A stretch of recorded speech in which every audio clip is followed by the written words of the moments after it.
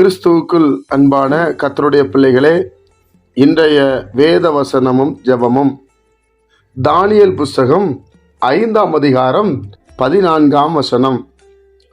உனக்குள்ளே தேவர்களின் ஆவி உண்டென்றும் வெளிச்சமும் புத்தியும் விசேஷித்த ஞானமும் உன்னிடத்தில் காணப்பட்டதென்றும் உன்னை குறித்து கேள்விப்பட்டேன். என் அன்பு கர்த்தருடைய பிள்ளைகளே, இன்றைக்கு நம்மளிடத்துல அப்படிப்பட்ட சுவாபம் வெளிப்படுகிறதா? அது யார் சொல்லுகிறா?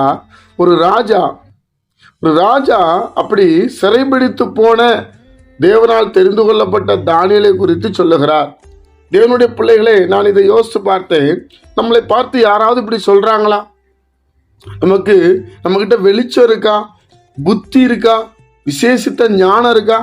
இவர் ஊழியக்காரர் கிடையாது, அடிமையாய் கொண்டு போகப்பட்டவர், தேவனோடு வாழ்ந்தவர். அந்த வாழ்க்கை நம்ம வாழலாமே.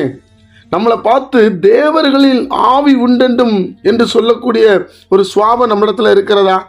தேவனுடைய பிள்ளைகளே, இந்த வசனத்தெல்லாம் நம்ம தியானித்து இதை அப்படி விரும்பணும். பாருங்க, இதை படித்த போது அவர் ராஜா சொல்ற, உன்னிடத்தில் காணப்பட்டதென்றும் உன்னை குறித்தும் கேள்விப்பட்டேன் என்று சொல்லுகிறார். நம்மகிட்ட என்ன கேள்விப்படுறாங்க? கோபக்காரங்க, எரிச்சல் உள்ளவங்க, டென்ஷன் பார்ட்டி, இந்த மனுஷன்ட்ட பேச முடியாது, முகம் மாறிடும், அப்படியே பைத்தியக்கார மாதிரி நடந்துடுவார். இப்படி தான் நம்ம எல்லாம் சாட்சியாக இருக்கோம் பாருங்க. ஆனால் தானியேலை குறித்து எவ்வளவு அழகான சாட்சி!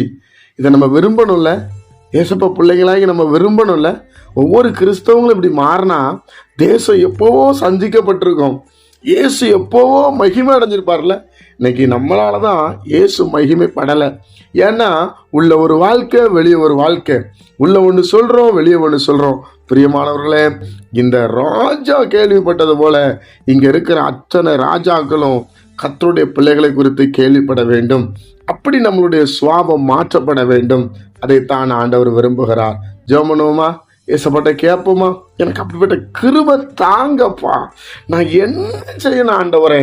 எனக்கு அப்படிப்பட்ட ஒரு வெளிச்சம் தாங்கப்பா ஏசப்பான்னு சொல்லி ஆண்டவர்கிட்ட கேட்போமா? பிதாவே, உம்முடைய குமாரன் இயேசுவின் நாமத்துல வருகிறோம்.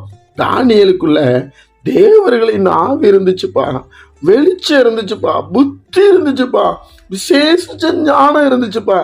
எங்களுக்கும் அப்படி தாங்கப்பா. நாங்களும் மற்றவங்களுக்கு ஆசீர்வாதமா இருக்கணும்ப்பா, மற்றவங்களுக்கு பிரயோஜனமா இருக்கணும்ப்பா. மலையின் மேல் இருக்கிற பட்டணம் மறைந்திருக்க மாட்டாது ஆண்டவரே. நாங்கள் மறைஞ்சிருக்க கூடாது ஆண்டவரே. வெளிச்சமா ஜனங்களுக்குள்ள இருக்க உதவி செய்யுங்க சுவாமி. சுயநலமா இருக்கக்கூடாது ஆண்டவரே. எல்லாருக்கும் ஆண்டவரே அப்பா இயேசுவை காண்பிக்கிறவர்களா இருக்க உதவி செய்யுங்க. இந்த நாளை ஆசீர்வதித்தாங்க. இயேசுவின் மூலம் ஜெபிக்கிற நல்ல பிதாவே, ஆமென்.